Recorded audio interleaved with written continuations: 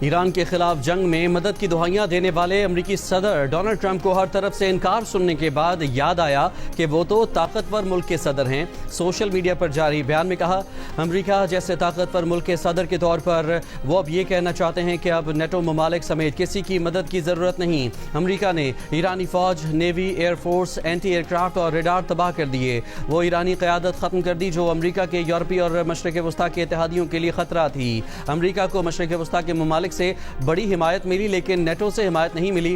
Trump نے Japan, Australia اور جنوبی کوریا کے نام لیے، کہا کہ ہم جو ایران کے ساتھ کر رہے ہیں اس پر بیشتر ممالک متفق تھے لیکن ضرورت کے وقت ان ممالک نے امریکہ کے لیے کچھ نہیں کیا۔ مدد نہ ملنے پر مایوس امریکی صدر نے کہا کہ انہیں اتحادیوں کا ساتھ نہ ملنے پر کوئی حیرانی نہیں۔ ٹرمپ نے اپنا طعنہ بھی دہرایا کہ امریکہ نے نیٹو ممالک پر اربوں ڈالر خرچ کیے، ان کا تحفظ کیا، لیکن یہ ممالک ضرورت کے وقت امریکہ کے لیے کچھ نہیں کر رہے۔ اس سے پہلے برطانیہ، فرانس، آسٹریلیا، جاپان، جنوبی کوریا اور چین آبنائے ہرمز کھلوانے میں ٹرمپ کی جانب سے مدد کی اپیل مسترد کر چکے ہیں۔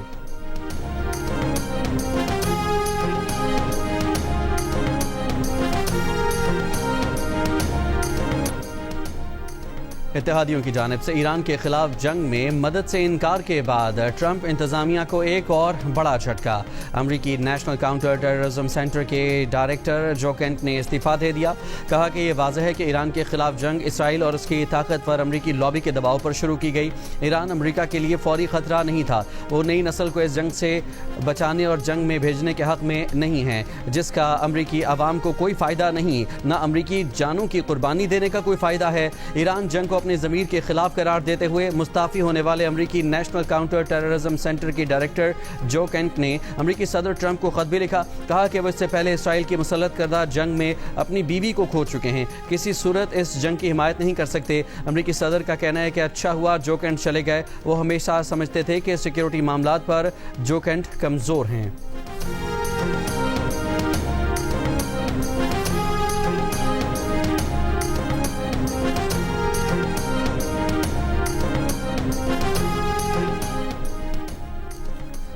اسرائیل کا ایران کی قومی سلامتی کے مشیر علی لاریجانی کو نشانہ بنانے کا دعویٰ۔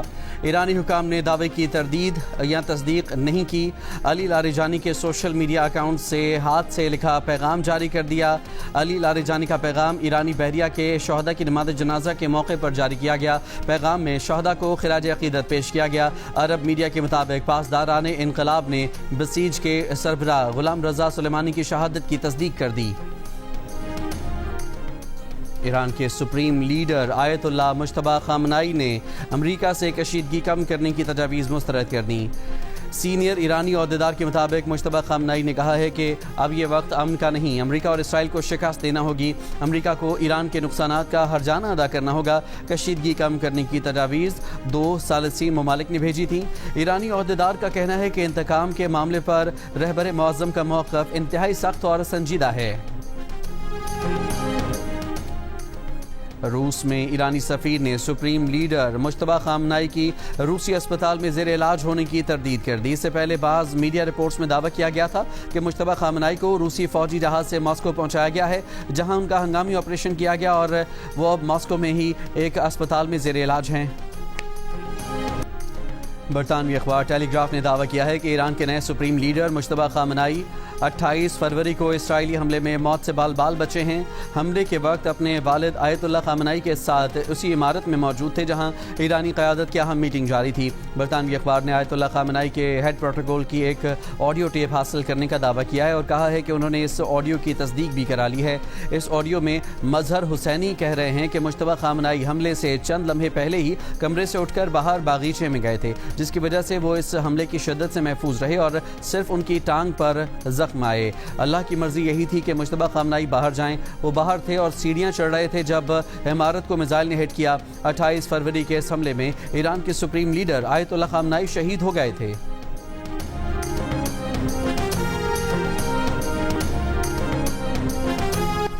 ایران کے خلاف امریکہ اور اسرائیل کی جنگ 19ویں روز میں داخل۔ ایران کی جانب سے پہلی بار حاج قاسم میزائل سے اسرائیل اور امریکی اڈوں پر حملے۔ یا حیدر کرار کوٹ سے غدر اور ماد میزائل بھی داغے گئے۔ ایرانی پاسداران انقلاب کا کہنا ہے کہ امریکہ اور اسرائیل کے خلاف بھرپور حملوں کے نئے مرحلے کا آغاز کر رہے ہیں۔ بیت شمیش، تل ابیب اور مقبوضہ بیت المقدس کے اہداف نشانے پر ہیں۔ اس سے پہلے ایران نے اسرائیل میں کئی مقامات کو نشانہ بنایا۔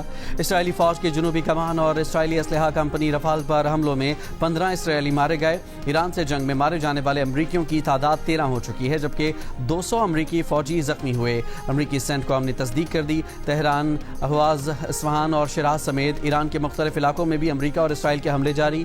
مختلف ایرانی علاقوں میں دھماکے سنے گئے۔ عرب میڈیا کے مطابق تہران میں اہم عمارتوں کو نشانہ بنایا گیا۔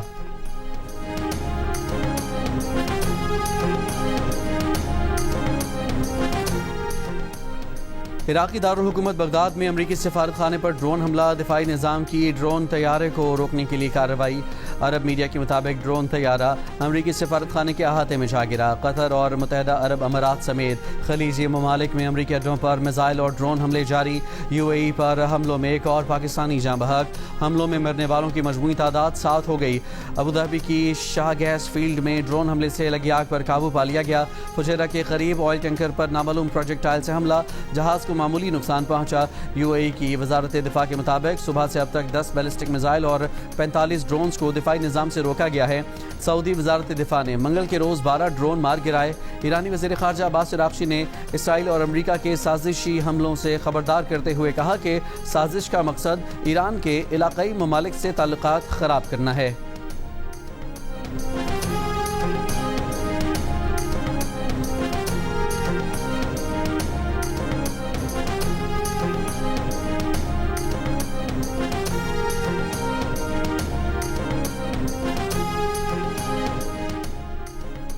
ایمنسٹی انٹرنیشنل نے کہا ہے کہ امریکہ نے ایران کے اسکول پر حملہ کر کے عالمی قانون کی خلاف ورزی کی۔ دلخراش بات ہے کہ بچوں سے بھرے کلاس رومز قتل گاہ بن گئے۔ اگر اسکول کی معلومات نہیں تھیں تو یہ بڑی انٹیلیجنس ناکامی ہے۔ اسکول حملے میں ملوث افراد کو انصاف کے کٹہرے میں لایا جائے۔ ایران جنگ کے فیصلے کر کون رہا ہے؟ فوجی طاقت کے استعمال سے پہلے منصوبہ بندی کس نے کی؟ ریل اسٹیٹ سے تعلق رکھنے والے جیرڈ کشنر اور اسٹیو ویٹکاف کو ایران سے سفارتکاری کا کام کیسے دیا گیا؟ کانگریس کی خارجہ امور کمیٹی نے صدر ٹرمپ کو خط لکھ دیا۔ کہا وزیر خارجہ مارکو روبیو، وزیر جنگ پیٹ ہیگزیٹ، نمائندہ خصوصی اسٹیو ویٹکاف اور ٹرمپ کے داماد جیرڈ کشنر کی خارجہ امور کمیٹی میں حاضری یقینی بنائی جائے۔ بھارتی جہازوں کو آبنائے حرمت سے گزرنا ہے تو ایران کے 3 جہاز واپس بھیجے۔ ایران نے بھارت کے سامنے مطالبہ رکھ دیا۔ بھارت نے ایران کی جانب سے یہ مطالبہ کیے جانے کی تردید کی ہے۔ ایرانی تیل سے بھرے 3 جہاز بھارت نے جنگ شروع ہونے سے پہلے اس وقت قبضے میں لے لیے تھے جب بھارت کی امریکہ کے ساتھ تجارتی ڈیل ہو رہی تھی۔ خبر ایجنسی رائٹرز کے مطابق ایران نے اپنے 3 بحری جہازوں کی واپسی کے ساتھ بھارت سے دباؤ اور طبی آلات کی فراہمی کا مطالبہ بھی کیا ہے۔ اس وقت 22 بھارتی بحری جہاز آبنائے حرمز میں پھنسے ہوئے ہیں۔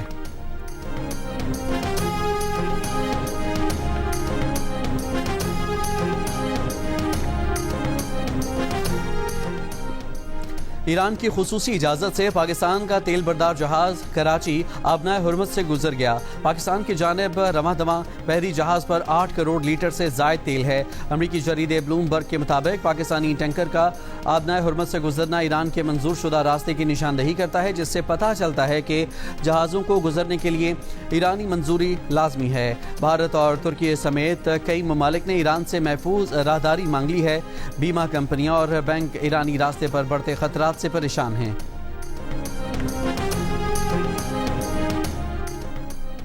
پاکستانی جہازوں کے لیے آبنائے حرمز کھلی ہے۔ خام تیل یا گیس لانے والے جہاز ایران کی حکومت سے رابطہ کر کے آبنائے حرمز سے گزر سکتے ہیں۔ کراچی میں ایرانی قونصل جنرل اکبر عیسیٰ زادے کی جیو نیوز سے گفتگو۔ کہا آبنائے حرمت صرف امریکہ، اسرائیل اور ان کے اتحادیوں کے لیے بند ہے۔ جارحیت میں ملوث ممالک کے علاوہ ہر کسی کے لیے آبنائے حرمز بین الاقوامی تجارت کے لیے کھلی ہے۔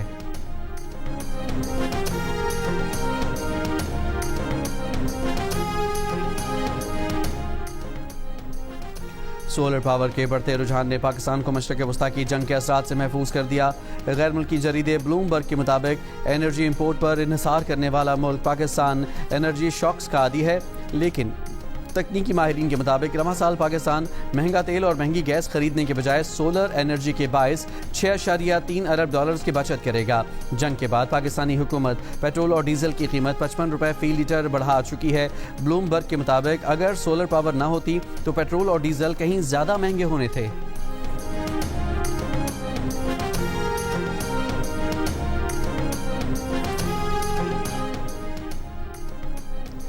روس پاکستان کو تیل بیچنے کے لیے تیار ہے۔ پاکستان بھی اس صورتحال سے فائدہ اٹھا سکتا ہے۔ پاکستان نے رابطہ کیا تو اسے سستا تیل دیں گے۔ پاکستان میں تعینات روسی سفیر البرٹ پی خوریف کی پریس کانفرنس، کہا توانائی کا شعبہ پاکستان اور روس کے درمیان دو طرفہ تعاون کا اہم ترین ستون ہے۔ روسی سفیر کا کہنا تھا کہ ایران کے ساتھ کئی دہائیوں سے فوجی اور تکنیکی تعاون ہے۔ ایران میں بچیوں کے اسکول پر حملے کی شدید مذمت کرتے ہیں۔ امریکہ اور اسرائیل نے ایران پر طاقت کا استعمال کر کے بحران کو مزید بڑھایا۔ تمام فریقین سے مطالبہ ہے کہ طاقت کے استعمال سے گریز کریں۔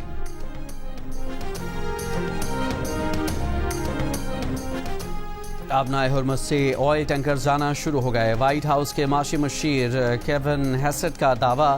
امریکی میڈیا سے گفتگو میں کہا کہ ایران جنگ مہینوں سے نہیں ہفتوں میں ختم ہو سکتی ہے۔ ٹرمپ اس معاملے کو انجام تک پہنچائے بغیر پیچھے نہیں ہٹیں گے۔ تشویش ہے کہ ایشیائی ممالک امریکہ کو تیل فروخت کرنے والی برآمدات میں کمی کر سکتے ہیں۔ ایندھن مارکیٹ کے استحکام پر چین اور امریکہ کے مقاصد ایک ہیں۔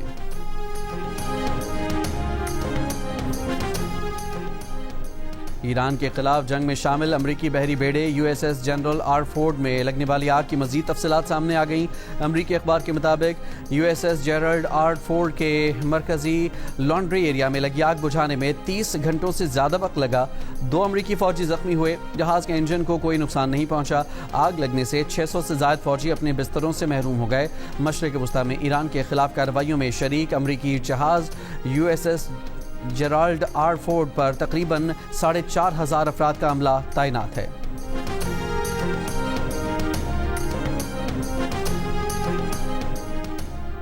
ایران کی پاسداران انقلاب کے ترجمان ابراہیم ذوالفقاری نے کہا ہے کہ جنگوں کا فیصلہ سوشل میڈیا پر نہیں بلکہ میدان جنگ میں ہوتا ہے۔ امریکی آپریشن کا نام ایپک فیوری کے بجائے ایپک فیئر ہونا چاہیے۔ ایرانی پارلیمنٹ کے اسپیکر محمد باقر غالباف نے کہا کہ علاقائی ممالک کو بتایا تھا کہ خطے میں امریکی موجودگی سیکیورٹی کی ضمانت نہیں، پائیدار علاقائی سلامتی ضروری ہے، اسے باہر سے مسلط نہیں کیا جا سکتا۔ خطے کے اسلامی ممالک مل کر معاشی اور سیکیورٹی سطح پر نیا علاقائی نظام قائم کریں گے۔ ایرانی نائب وزیر خارجہ سعید خطیب زادہ نے کہا کہ امریکہ کو ایران میں زمینی فوج اتارنے سے خبردار کیا۔ کہا کہ اگر ایسا ہوا تو یہ امریکہ کے لیے ایک اور ویتنام ہوگا۔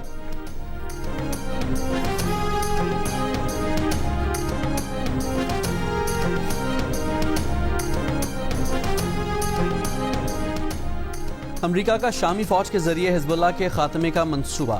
اسرائیلی اخبار کا انکشاف۔ اسرائیلی اخبار کے مطابق امریکہ کی جانب سے شامی فوج کو لبنان بھیجنے کی حوصلہ افزائی، دمشق کا تنازع میں الجھنے سے انکار۔ دوسری جانب امریکی اخبار کی جانب سے اسرائیلی خفیہ کیبل کا حوالہ دیتے ہوئے کہنا ہے کہ ایران کا نظام کمزور نہیں، وہ آخری حد تک لڑنے کو تیار ہے۔ اگر ایرانی مظاہرین سڑکوں پر نکلے تو انہیں قتل عام کا سامنا ہوگا۔ ایران کی بنیادی فوجی فورس پاسداران انقلاب برتر ہے۔ امریکی اخبار کے مطابق اسٹیٹ ڈپارٹمنٹ کے 2 افسران نے اسرائیلی خفیہ دستاویز کی تصدیق کر دی۔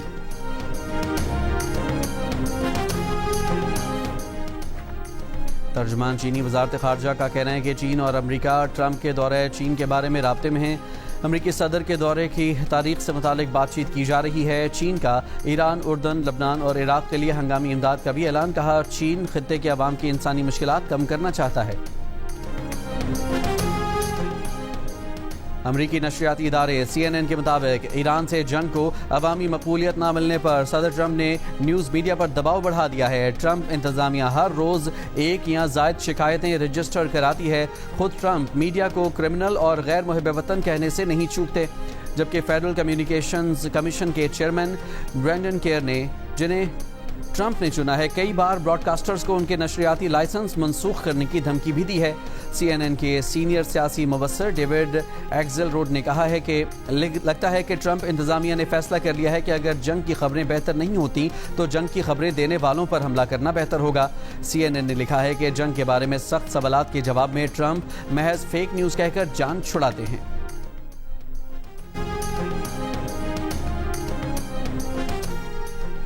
امریکہ میں اسرائیل کے لیے حمایت میں بڑی کمی آ گئی۔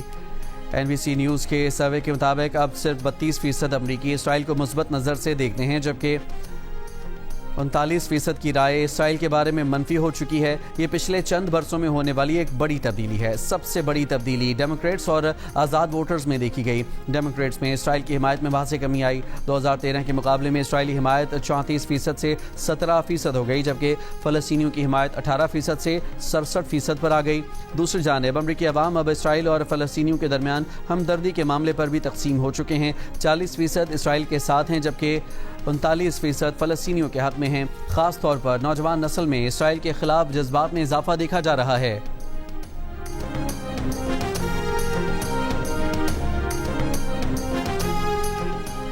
وزیر اعظم شہباز شریف نے کہا ہے کہ پاکستان کی پیٹرولیم درآمدات کی سپلائی چین بہتر بنانے کے لیے وزیر پیٹرولیم مزید متحرک ہوں۔ حالات کی بہتری تک تمام متعلقہ ادارے ہنگامی اقدامات کے لیے تیار رہیں۔ وزیر اعظم کی زیر صدارت کفایت شعاری کے اقدامات پر عمل درآمد سے متعلق اجلاس، شرکاء کو بریف کیا گیا کہ ملک میں پیٹرولیم مصنوعات کا ضروریات کے مطابق مناسب ذخیرہ موجود ہے۔ ملک میں ادویات کا مناسب ذخیرہ بھی موجود ہے۔ تمام صورتحال کی نگرانی کی جا رہی ہے۔ بچت کے اقدامات سے عوام کو ریلیف فراہم کرنے میں مدد ملے گی۔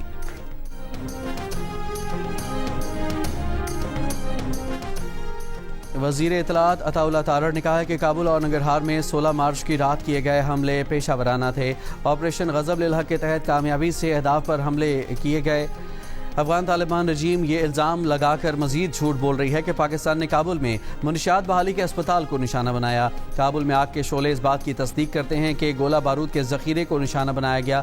کسی اسپتال، منشیات کے عادی افراد کے بحالی کے کسی مرکز اور شہری سہولت کی کسی عمارت کو نشانہ نہیں بنایا گیا۔ موجودہ پروپیگنڈا ایسے حکومت کی طرف سے آ رہا ہے جس کے عہدیداران نے بار بار جھوٹ بولے۔ منشیات کے عادی افراد اور معصوم بچوں کا خودکش بم حملوں سمیت گھناؤنے مقاصد کے لیے استحصال کیا جا رہا ہے۔ ترجمان افغان وزارت داخلہ نے اس سے پہلے دعویٰ کیا تھا کہ منشیات کے عادی افراد کی بحالی کے مرکز پر حملے میں 400 افراد ہلاک ہوئے ہیں۔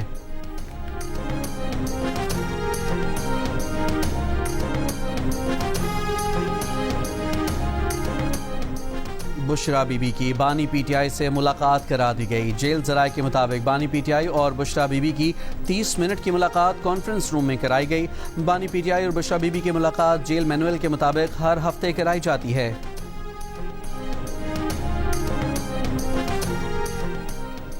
سانحہ گل پلازہ میں جاں بحق افراد کی اموات آگ اور دھوئیں کے باعث دم گھٹنے سے ہوئیں۔ پوسٹ مارٹم میں موت کی بنیادی وجہ دم گھٹنا پایا گیا۔ 73 میں سے صرف 7 لاشیں مکمل اور 66 جلی ہوئی باقیات تھیں۔ بیشتر باقیات 100% جلی ہوئی تھیں۔ باقیات کا مکمل پوسٹ مارٹم نہیں ہو سکا۔ پولیس سرجن ڈاکٹر سمیہ سید نے جوڈیشل کمیشن کے سوال نامے کا جواب جمع کرا دیا۔ جواب میں کہا گیا ہے کہ دستیاب شواہد کی روشنی میں امکان ہے کہ متاثرہ افراد آگ لگنے کے وقت زندہ تھے۔ مرحلہ وار لاشیں نکلنے سے معلوم ہوتا ہے کہ متاثرین طویل وقت تک عمارت کے اندر پھنسے ہوئے تھے۔ تمام لاشوں کی میڈیکل لیگل رپورٹس متعلقہ حکام کو فراہم کر دی گئیں۔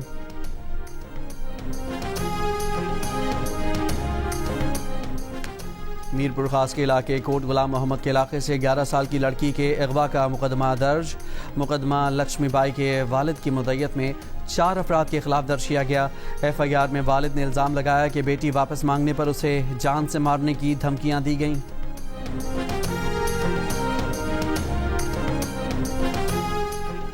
ٹرمپ انتظامیہ کا تقریباً 2 لاکھ امیگرینٹ ٹرک ڈرائیورز کے کمرشل ڈرائیورز لائسنس کی تجدید نہ کرنے کا فیصلہ۔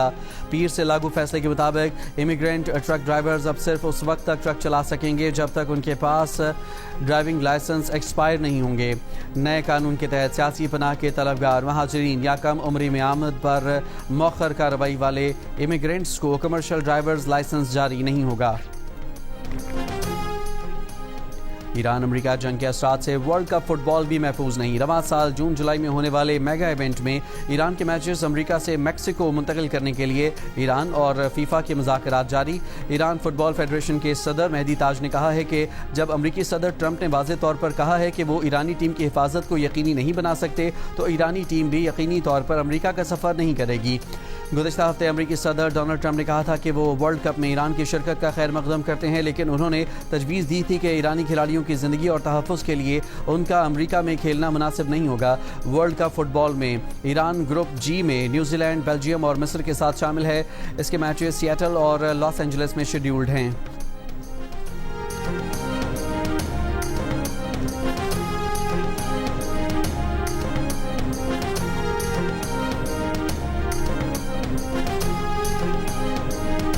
ऑस्ट्रेलिया में पनाह लेने वाली ईरान विमेन फुटबॉल टीम की 2 खिलाड़ियों फातिमा और आतिफा ने ब्रिस्बेन में ट्रेनिंग का आगाज़ कर दिया। दोनों प्लेयर्स का ब्रिस्बेन रोर फुटबॉल क्लब के साथ मुआहदा हो गया।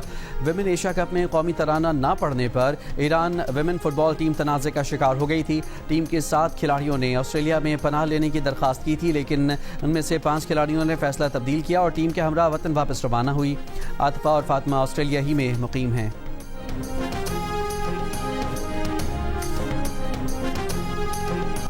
इसराइली फोर्सेस का शब कदर की इबादत के लिए मस्जिद अक्सा में दाखिले की कोशिश करने वाले नमाजियों पर हमला, कई अफराद को गिरफ्तार कर लिया। मुसलमानों ने मकबूजा यरूशलेम में मस्जिद अक्सा तक रसाई ना मिलने पर मस्जिद के करीब तरीन मकामात पर सड़कों और खुली जगहों में नमाज अदा की।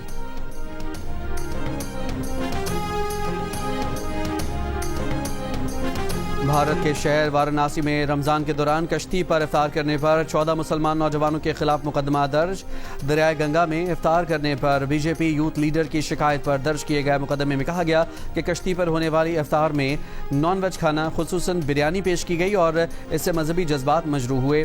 मुकदमे के बाद तमाम 14 नौजवानों को गिरफ्तार कर लिया गया। वाक़या भारत में मजहबी आज़ादी और बढ़ती हुई इंतहा पसंदी पर एक बार फिर बड़ा सवालिया निशान बन गया।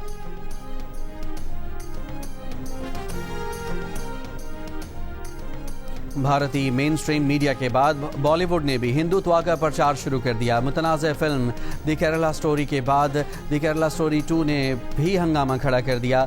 ट्रेलर में एक बार फिर मुस्लिम मुखालिफ मनाजिर दिखाए गए, जबकि इसी फिल्म को बुनियाद बनाकर एक तकरीब में शुरका ने मुसलमानों के माशी और समाजी बॉयकॉट का हल्फ भी उठा लिया। पहले भी मुस्लिम मुखालिफ फिल्म द केरला स्टोरी पर शदीद तनकीद की गई थी और इसके खिलाफ एहतजाज किया गया था। कई हलकों ने इस फिल्म को प्रोपेगेंडा करार दिया था। सोशल मीडिया पर फिल्म खिलाफ पेशावर में जारी नेशनल T20 कप में कराची रीजन वाइड्स की टीम फाइनल में पहुंच गई। पहले सेमीफाइनल में सियालकोट रीजन को 5 विकेट से मात दे दी। मैच में पहले बैटिंग करते हुए सियालकोट ने 9 विकेट पर 165 रन बनाए। कराची ने हदफ 16वें ओवर में हासिल कर लिया। अब्दुल्ला ने 88 रन की शानदार इनिंग्स खेली। दूसरा सेमीफाइनल लाहौर वाइट्स और एबटाबाद के दरमियान जारी। इवेंट के मैचेस जियो सुपर बराह रास्त नशर कर रहा है।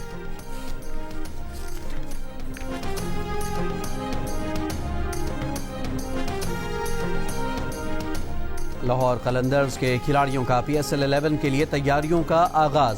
पहले मरहले में इस्लामाबाद में 3 रोज का कैंप लगाया गया। ऑनर लाहौर कलंदर्स समीन राना का कहना है कि ईद की छुट्टियों के बाद मजीद 2 दिन का कैंप होगा। उम्मीद है कि एक मरतबा फिर लाहौर कलंदर्स की टीम अच्छा परफॉर्म करेगी। उधर PSL टीम परेड पिंडीज़ के सोशल मीडिया अकाउंट्स पर टीम का नाम रावल पिंडीज़ कर दिया गया।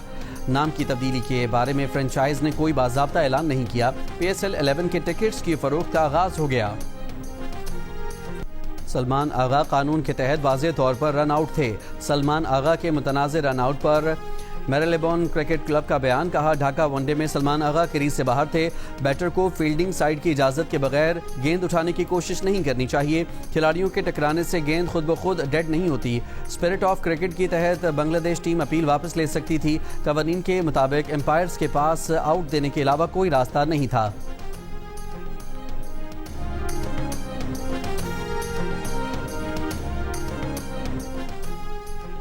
हॉकी वर्ल्ड कप के ड्रॉज का ऐलान कर दिया गया। पाकिस्तान और भारत की टीमें एक ग्रुप में शामिल। पाकिस्तान ग्रुप डी में भारत, इंग्लैंड और वेल्स से मुकाबला करेगा। इंटरनेशनल हॉकी फेडरेशन के सदर तैयब इकराम का कहना है कि हॉकी का खेल मुल्कों को जोड़ता है। हॉकी वर्ल्ड कप 14 अगस्त से नीदरलैंड्स और बेल्जियम में खेला जाएगा। इस्लामाबाद, कराची, लाहौर और पेशावर समेत मुल्क के छोटे बड़े शहरों के बाजारों में मीठी ईद पर कश्मीरी चूड़ियों की मांग। इस्लामाबाद के पॉश इलाकों में कश्मीरी चूड़ियों की कीमत 2000 रुपए तक जा पहुंची।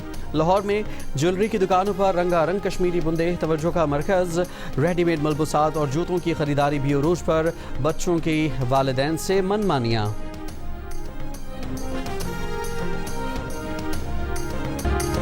اور چھوٹی عید پر ریلیز ہونے والی بڑی فلم بلا جیو شان کی اس فلم کا میڈیا پارٹنر ہے۔ بلا کی اشتہاری مہم لاہور میں جاری ہے۔ اس موقع پر جیو نیوز سے گفتگو کرتے ہوئے فلم کی ہیروئن مونالیزا کا کہنا تھا کہ بلا پنجابی اور ایکشن فلم ہے، یقین ہے کہ یہ فلم لوگوں کو پسند آئے گی۔ فلم کے ایک اور کردار سلیم شیخ نے کہا کہ بلا تکنیکی اعتبار سے بہت ساؤنڈ فلم ہے، شعیب خان نے بہت اچھی ڈائریکشن دی ہے۔